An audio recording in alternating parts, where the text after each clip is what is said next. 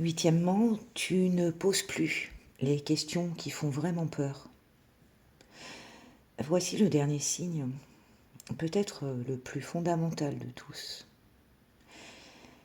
Il y a un moment dans le parcours de tout être humain qui cherche sérieusement à se comprendre, où il rencontre une question qu'il ne peut pas résoudre, une question qui ne peut pas même être résolue, une question face à laquelle tous les systèmes, toutes les pratiques, toutes les lectures, tous les maîtres restent muets.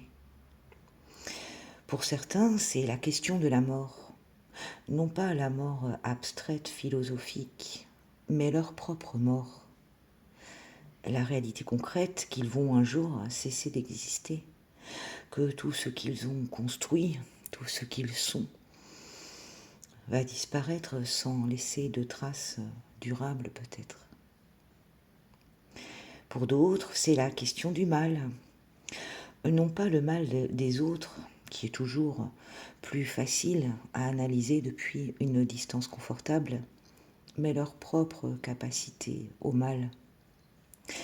La vérité, c'est que dans certaines circonstances, sous certaines pressions, avec certains déclencheurs, ils seraient capables de choses qu'ils jugent impensables chez eux. Pour d'autres encore, c'est la question du sens. Non pas le sens qu'ils ont trouvé et qui les rassure, mais l'absence possible de sens. Le vide qui pourrait exister derrière toute la construction. La possibilité que tout ce qui leur donne de la cohérence soit une narration qu'ils ont choisie parce qu'elle était tolérable, non pas parce qu'elle était vraie. Jung appelait ces territoires les questions ultimes. Et il avait une position radicale à ce sujet. Un individu qui ne peut plus les affronter, qui a trouvé un système de réponse suffisamment solide pour ne plus jamais avoir à les regarder en face, cet individu a arrêté de grandir. Parce que ce sont précisément ces questions qui font du vide en toi, qui défont tes certitudes, qui te remettent à zéro, qui sont les portes vers les strates les plus profondes de la psyché, les strates que les réponses faciles ne peuvent pas atteindre. L'éveil terminé a ceci de caractéristique. Il a fourni des réponses à tout. Il a une explication pour la mort, pour le mal, pour le sens, pour la souffrance, pour l'existence et pour ce qui vient après. Les réponses sont belles, elles sont cohérentes, elles sont parfois même poétiques. Et elles ont entièrement tué la question. Or, la question est vivante. Et une psyché vivante est une psyché qui supporte de ne pas avoir les réponses, qui peut se tenir dans l'inconnu sans immédiatement le meubler, qui peut regarder le vide assez longtemps pour que quelque chose de vrai en émerge, plutôt que d'y projeter immédiatement un contenu rassemblé de ses lectures et de ses expériences. Jung appelait ce lieu de tolérance à l'incertitude la fonction transcendante. Non pas transcendante au sens mystique du terme, mais transcendante au sens où elle dépasse la capacité habituelle de l'ego à résoudre les contradictions en choisissant un camp. Elle les tient ensemble, elle permet à des opposés de coexister sans réconciliation forcée.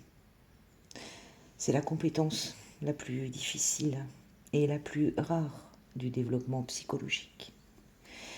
Et c'est celle qui est la plus systématiquement détruite par les systèmes de croyances qui promettent des réponses définitives.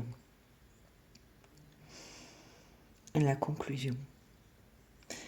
Maintenant que tu sais, tu as une responsabilité.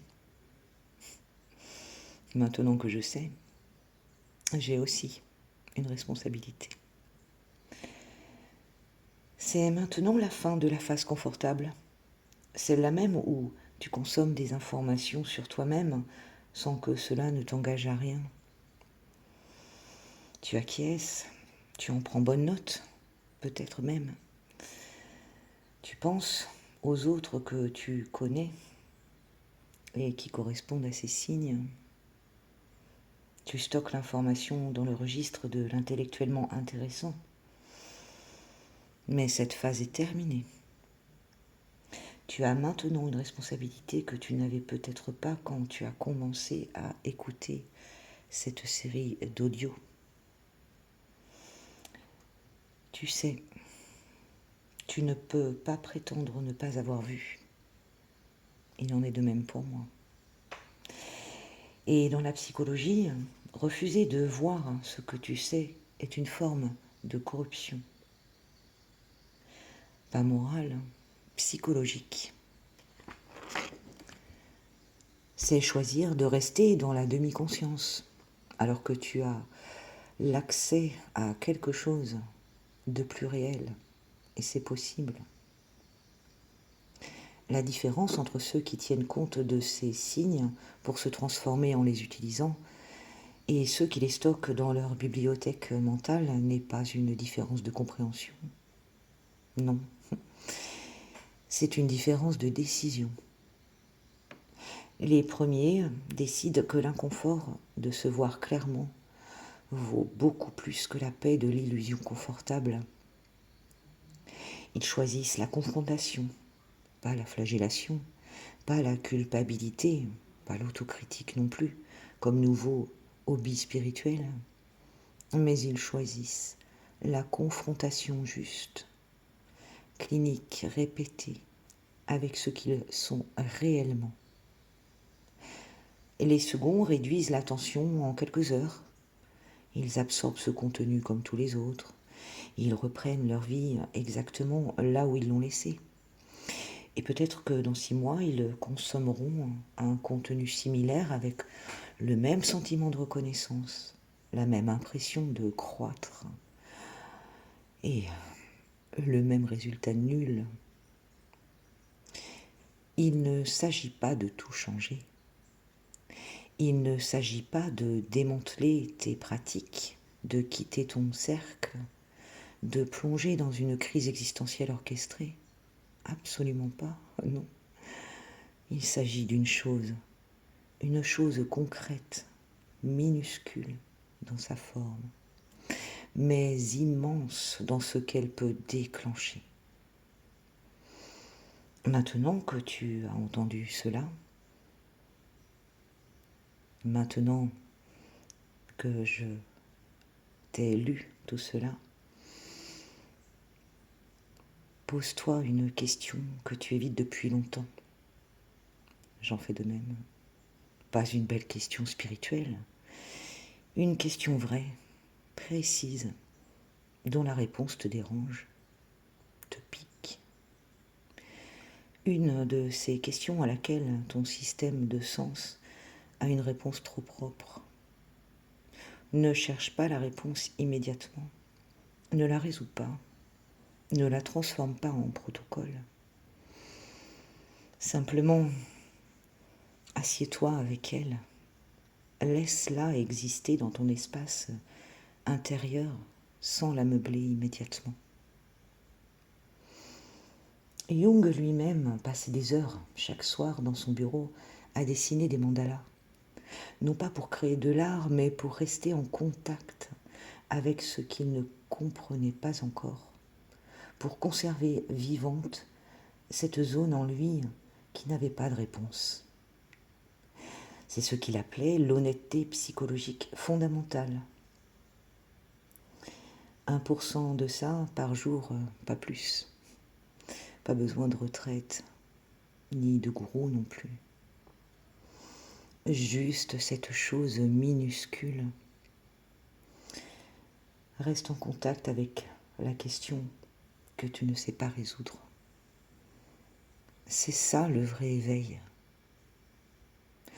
Non pas l'état dans lequel tu es arrivé, mais le mouvement que tu recommences chaque jour vers ce que tu n'es pas encore.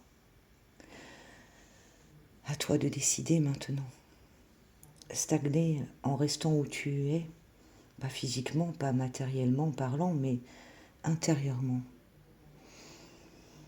Ou bien te construire chaque jour avec compassion et douceur pour toi-même, en reconnaissant, en accueillant et en acceptant que tout ce qui fait partie de toi est toi.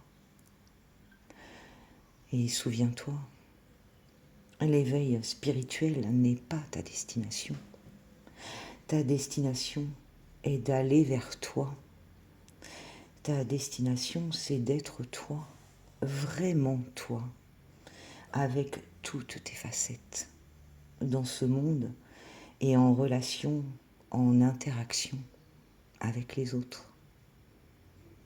Merci pour cette écoute.